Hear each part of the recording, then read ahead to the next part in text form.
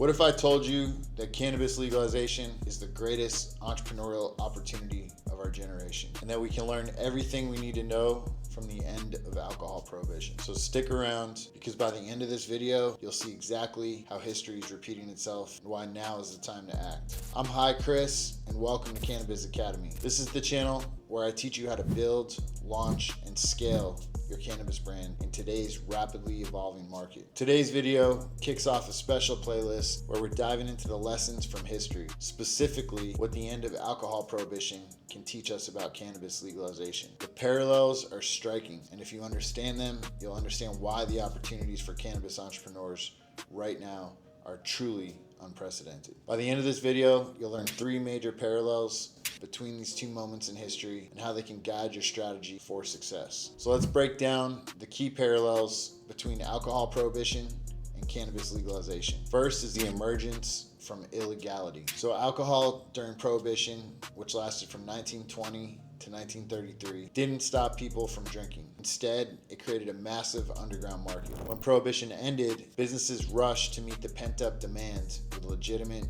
regulated products. Brands like Anheuser-Busch seized this moment to dominate the market. Does that sound familiar to cannabis today? Cannabis prohibition has driven the market underground for decades. Now with legalization spreading, consumers want safe, consistent, and high-quality products. Entrepreneurs who act fast can meet this demand to build lasting brands. So think about the products that you could offer to meet this demand. Is there a specific need or gap in the market that you could fill? Number 2 is industry formalization. The end of prohibition formalized the alcohol industry. Standards for production, licensing, and distribution were established. Companies that adopted quickly thrived, while others faded away. Nowadays with cannabis, it's following the same trajectory. We're seeing the rise of seed to sale tracking, licensed distributors, and cultivation standards. This formalization isn't a hurdle, it's an opportunity to prove your quality and consistency. So if your cannabis brand focuses on compliance and high standards from day one, you can build trust and scale more effectively.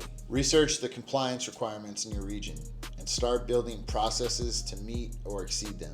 Third is cultural integration. During prohibition, alcohol was stigmatized, but after repeal, it became a staple of social life. Brands marketed alcohol as a lifestyle product tied to celebration and connection. Cannabis is experiencing the same shift. Once seen as counterculture, it's now a symbol of wellness, creativity, and recreation. Cannabis brands that lean into this cultural moment will define the future of the industry. Consider how your brand aligns with current cultural trends. Are you positioning cannabis as a wellness product, a recreational indulgence, maybe something else? So these 3 parallels, emergence from illegality, industry formalization, and cultural integration, show us why cannabis legalization is a once-in-a-lifetime opportunity. But understanding these parallels is just the first step. The real question is, what are you going to do about it? If this video got you thinking, be sure to watch the next video in this playlist, where I'll break down the key lessons cannabis brands can learn from the alcohol industry. Remember, legalization is happening right now, and this moment will never come again. So let's make the most of it together.